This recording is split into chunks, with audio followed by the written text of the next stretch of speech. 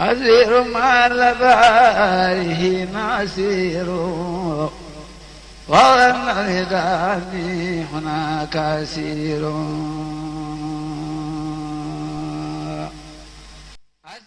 bu ñu gën a xam sëriñ bi rek gën ko dund rek yoon wi gën di jëm kaw te bu ñu ko toppee day mujj yoon wi tiim lépp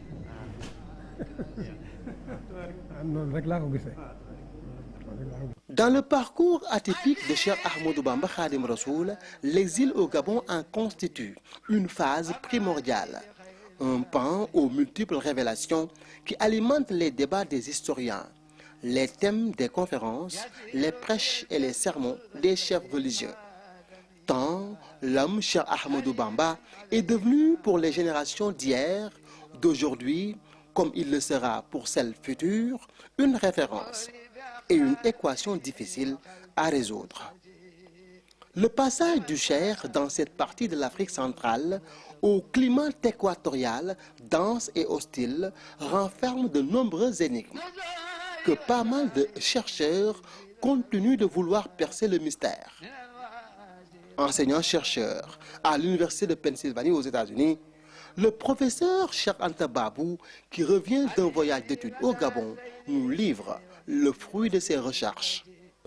De 1891 à 1895, Cheikh Ahmadou Bamba, qui alors vivait à Touba, plus tard il sera au Djolof en 1895, avait donc des rapports avec l'administration coloniale, des rapports un peu tendus.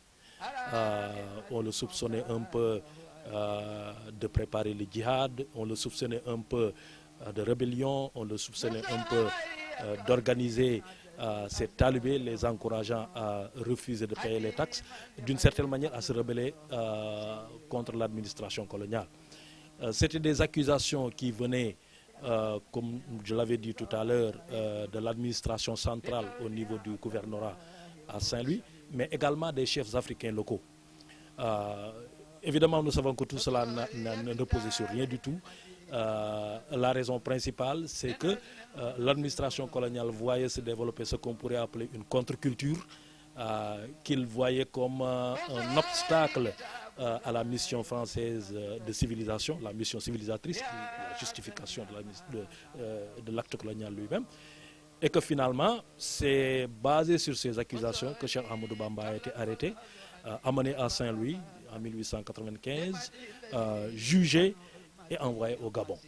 Et pourtant, l'hostilité du climat équatorial auquel était soumis le saint homme demeure un terreau fertile, bien pensé, jalousement entretenu, savamment orchestré par les autorités coloniales pour les exactions, brimades, bref, les épreuves à infliger à Cheikh Ahmadou Bamba. Il faut s'imaginer le dessein du colonisateur qui affirme qu'il exile Cheikh Ahmadou Bamba pour faire que les Mourides, une communauté naissante au Sénégal, dans la colonie du Sénégal, que les Mourides oublient leur cheikh à l'issue d'une longue absence. C'est ça le dessein qui est affirmé, l'objectif qui est affirmé par la colonie. Mais il me semble que derrière ce dessein, il y a aussi autre chose. Maintenant, pourquoi le Gabon et pas ailleurs? Le Gabon, comme vous le savez, était une colonie pénitentiaire. Nous savons que Samori Touré a été envoyé au Gabon, il est mort là-bas. Samba Laobé Ndiaye, qui était le bourg du Djolof, a été également envoyé là-bas. Et d'autres Africains ont également été envoyés là-bas, parfois agents de l'administration coloniale récalcitrants et d'autres. Mais je crois que ce qui est significatif en ce qui concerne Cheikh Ahmadou Bamba, c'est d'abord que c'est un Sahélien. La volonté de l'administration coloniale, c'était de faire de sorte que Serigne Touba disparaisse sans qu'on puisse l'accuser d'assassinat. Mais en vérité, on ne peut pas ne pas considérer l'hypothèse selon laquelle peut-être ils espéraient que s'ils l'amenaient au Gabon, il finirait par mourir une mort qu'on pourrait qualifier de naturelle et on se serait débarrassé de lui une fois pour toutes. Au Gabon, il y en avait parmi ces épreuves des moustiques plus grands que ceux d'ici. Et quand ils piquent, ils laissent de la poison dans votre organisme. Ils peuvent y rester longtemps et cette poison peut même vous tuer. Même si vous regardez dans les archives, Il y a un docteur allemand qui avait écrit dans son rapport qu'à Mayombe, Lambaréné est un endroit hostile à la vie humaine. Et il a cité dans ce rapport les personnes qui étaient emmenées là-bas et la plupart d'entre eux y avaient perdu leur vie et pourtant le cheikh y avait vécu pendant des années. Lambaréné en langue gabonaise, c'est comme au Sénégal en langue wolof. On appelle une telle localité Wakinan, faisant allusion à un endroit habitable ou pas. Et des choses comme ça, c'est dans ce genre de climat où on avait amené le cheikh. Mais Serigne Touba, en sa persévérance, sa foi et dévotion en Dieu ne sentait pas. Le statut de Sahélien, religieusement et socialement ancré aux réalités du Kayor et du Bawol, fera de lui un bagnard qu'on aurait du mal à croire qu'il résisterait au suprême supplice et autres châtiments imposés par ses geôliers. À Libreville, on sait là où il vivait. Il vivait à l'endroit où se trouve aujourd'hui le mausolée de Léomba. Léomba est le premier président du Gabon. C'est au niveau, autour de ce mausolée, où se trouvait en ce moment-là un camp militaire où Serigne Touba était interné. Donc lorsqu'il vivait dans ce camp militaire, les sources orales nous disent qu'il aimait un peu se promener et se rendre à l'endroit qu'on appelle aujourd'hui la montagne sainte. Et on dit que Serigne Touba allait au sommet de la montagne sainte pour se retirer, pour méditer, pour prier, pour réfléchir et certainement pour écrire, parce que c'était un homme qui aimait écrire et il écrivait pas, il avait partout son da et ses plumes, donc certainement ses khalima pour écrire. Mais qu'est-ce qui explique que les Français aient décidé de déporter Serigne Touba de Lambaréné à des centaines et des centaines de kilomètres au sud, à Mayumba? Ça, je n'ai pas encore trouvé la solution. Il y a des explications que la tradition orale fournit. L'une de ces explications, c'est que il semble que les Français, bon, nous savons que les Français paient à Serigne Touba une certaine somme chaque mois, et ça fait partie du jugement de Saint-Louis. Il a été condamné à être exilé au Gabon pendant 10 ans au moins, et qu'une pension, je pense, de 10 francs ou une certaine somme lui était donnée chaque mois. Certaines sources indiquent que un jour, un administrateur colonial est venu remettre la somme à Serigne Touba qu'il avait accumulée parce qu'il ne le prenait pas, il ne voulait pas de l'argent qu'il avait accumulé. Serigne Touba lui a dit: je ne veux pas de cet argent-là. Cet homme-là, semble-t-il, lui a forcé la main pour le lui donner. Et Serigne Touba lui a jeté l'argent. Et il semble qu'après qu'il ait jeté l'argent, les administrations coloniales ont trouvé que cet taxe-là était un acte de rébellion grave. Et c'est en ce moment-là qu'il a été jugé. Au même endroit où Samori Touré a été également jugé, à Ndiolé. Et les gens, les sources orales nous disent que c'est après ce jugement-là, peut-être, qu'il a été transféré à Mayumba, qui est une région extrêmement difficile d'accès. bokk na ci biir Gabon itam nattu yi fa Serigne Touba dajal. Parmi aussi les épreuves auxquelles Serigne Touba s'est confronté au Gabon, on peut citer les 12 officiers qui avaient reçu l'ordre de tirer en même temps sur le cheikh pour le liquider.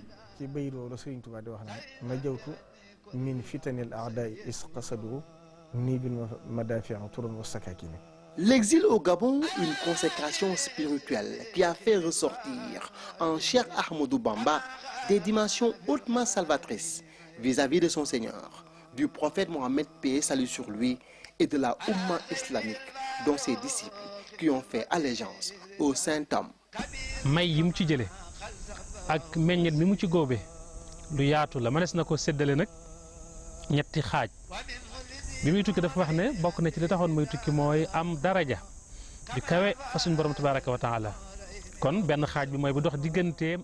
Les fruits et récoltes de son exil sont immenses et peuvent même être répartis en 3 parties. Premièrement, avoir un rang élevé auprès de son Seigneur. Deuxièmement, être le plus grand serviteur du prophète.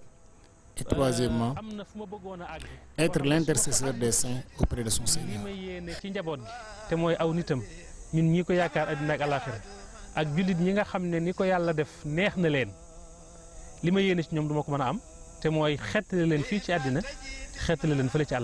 Impétrer l'agrément de son Seigneur, occuper une place honorable et enviable dans la hiérarchie des élus de Dieu, un vœu de Cheikh Ahmadou Bamba. Mais cela a un prix. Au terme de l'exil, il l'a acquis de fort belles manières. Le titre de noblesse et de considération que le cheikh aspirait vis-à-vis de son Seigneur, il l'a obtenu à la fin de son exil. N'oublions pas qu'adorer Dieu, glorifier Dieu, le khidma, le djihad et le travail qu'il a réalisé va dans ce sens. Donc, le titre auquel il aspirait, c'est d'être un esclave, un serviteur qu'il a obtenu l'agrément divin.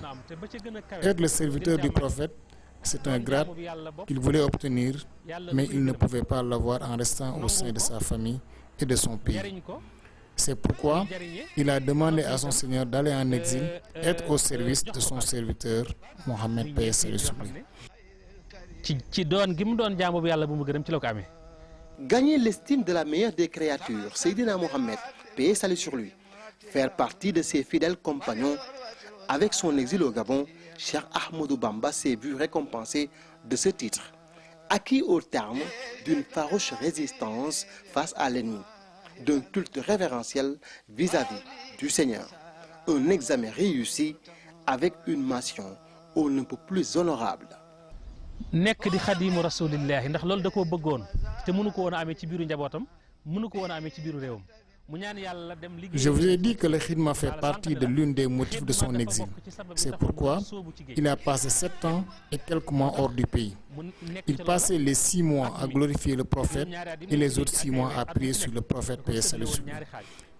Dieu lui a, à la fin de son travail, Dieu lui a accordé le grade qui surpasse tous ceux qui travaillaient pour le prophète, tels que Kaab, Hassan, Bouchéri, et il a écrit. Dieu par son trône éternel l'a nommé Asnal Khadim. moo xam Kaab moo xam Hassan moo xam Busayri moo xam ku mën a doon tey maanaam romb nga ko weesu nga ko te yëpp bind na ko wax ko waaye nag la ma cay tudd nag mooy la ma wax ne yàlla nommé na ma tey ci te jaar ko ci nguuram gi nga xam ne du jeex mukk amul fu muy yem nommé na ma tey ma nekk Asna Khadim mooy ki gën a kawe ci ñi liggéeyal Moustapha sallallahu alayhi wa sallam te loolu mi ma ko defee ci biir géej gi la ma ko defee. bokk na ci itam. ca Gabon fa la ko suñu borom wane ahlu badr ndax boo fekk na ñi nga xam ne ñooy soldats sonal nañ si. C'est au Gabon que Dieu lui a montré Ahlul Badr. Quand les soldats colonialistes le persécutaient de plus en plus, Dieu s'est manifesté par miracle en lui montrant Ahlul Badr. ba ñoom jàjju xam fi ñu war a yem fu mu doon moo tax Sëriñ Tuubaa di wax ne yassara lil muna la daa liibar wali man qaada li ma xaaba an kulli wali lii qaada ahl badrin usuda man sax saal waasiya wal xasuuda foofu la ko suñu borom defale ci biir Gabon kon Gabon ma des na ne bu fekkoonte ne liggéeyu Sëriñ Tuubaa bi dañuy wax ne li ñuy wax jawfal fara kon mooy Gabon jawfal fara lii kun bi kun sarambat nu waccan masiré sa jawfal fara lil wara misal maharini yoonu Gabon yi mooy loolu ci tukki Sëriñ Tuubaa bi. Portant ainsi les insignes et les honneurs du grade très envié et enviable de Khadim Rassoul, Cheikh Ahmadou Bamba occupera la haute et prestigieuse station d'intercesseur incontestable auprès des siens. Les reflets de cette distinction à valeur de consécration divine, pleine d'espoir, illuminent le cœur des disciples, soif de pardon. Responsabilité shafaa maanaam xettali nit xettali mbooloo xettali ñi la yaakaar ngir yàlla loolu dafa nekk responsabilité bu diis boo xam ne di wala fi naan nangam la muy jar lëf nangam lay jar ca mbaaw am na loo xam ne ku ko bëgg ku ne faaw nga am loo def. La responsabilité de sauver une communauté qui croit en vous par l'amour de Dieu demeure un immense fardeau et comme on dit chaque chose a un prix mérité. C'est pourquoi le cheikh est allé en exil dans le but de sauver sa communauté.